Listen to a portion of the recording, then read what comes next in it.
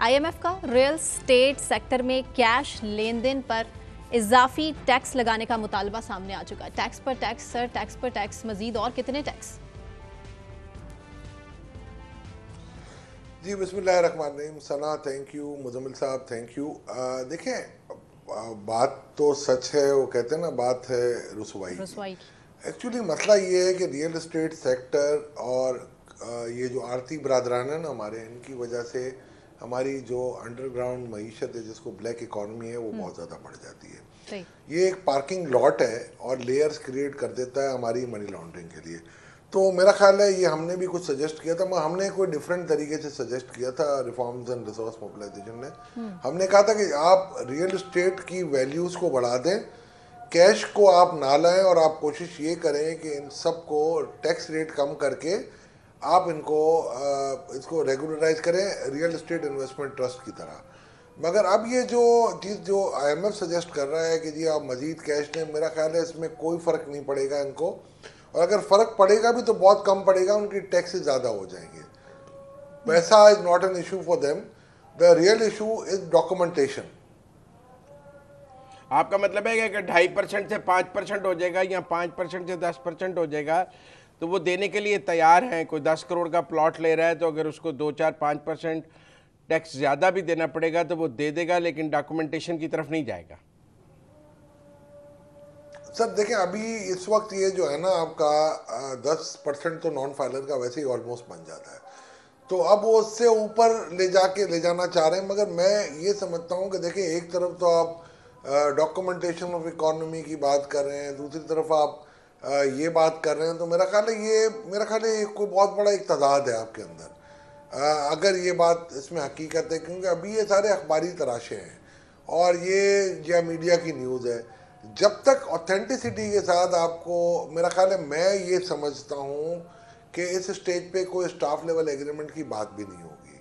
मैं ये समझता हूँ अभी तो वो आपसे रिसीविंग कर रहे हैं कि जी आप क्या करना चाहते हैं, फिर वो मेरा ख्याल है वैल्यूएशन करते हैं, और वैल्यूएशन के बाद वो आपको कहेंगे कि जी ये चीज़ें हैं। अभी वो जो मेरा ख्याल है जो बता रहे हैं ना आपको सोहरावर्दी साहब, वो ये समझा रहे हैं कि आपके पोरस पॉइंट्स कहाँ कवर हैं और उनको आप कैसे प्लग कर सकते हैं। मगर एक्चुअली जब वो आपसे नेगोशिएशन करेंगे, जो मैं समझता हूँ ये जुमेरात तक है हमारे मुल्क में, फिर हमें पता चलेगा कि उनकी क्या विश लिस्ट है और क्या डिमांड। सर मजीद बिजली पे आपको क्या अंदाजा है तजर्बे की रोशनी में कि विश लिस्ट हो क्या सकती है? विश लिस्ट टैक्सेशन है, मतलब ये बात आई है कि आमदन से ज़्यादा सूद हो गया है। विश लिस्ट हम टेबल पे नज़र नहीं आ रही नॉन फाइलर्स की भी। सर विश लिस्ट में सबसे बड़ी ख़राबी तो यही है कि हमारा करंट अकाउंट डेफिसिट है, और विश लिस्ट की सबसे बड़ा मसला हमारी विश लिस्ट का ये है कि हम जब भी ऐसे एग्रीमेंट्स में जाते हैं तो गरीब पिस जाता है। और तीसरी विश लिस्ट ये होती है, हम अगर कंसेशन लेते हैं तो हम उन सेक्टर्स को दे देते हैं जो सेक्टर सिर्फ ये बात कर देता है कि हम तो सिर्फ एम्प्लॉयमेंट दे रहे हो और हमारी वजह से एक्सपोर्ट अगर आपने कम किया तो नहीं हो सकेगी। तो विश लिस्ट उसको मैं नहीं कहूँगा, विश लिस्ट उनकी तो जाहिर बात होगी वो कर। अच्छा, एक और है, वो डॉलर को 300 मुश्किलों से वो डॉलर को बहुत ऊपर, अभी तो 279 है, वो तो नेक्स्ट ईयर जून में 350 पे इसको देख रहे हैं, 329 पे देख रहे हैं। और इसकी वजह से आपका ये हमने वर्कआउट करके, ये हमारे साथ एक रिसर्च हाउस था, उन्होंने वर्कआउट की थी, हमने उसको अपने तौर पे भी देखी है।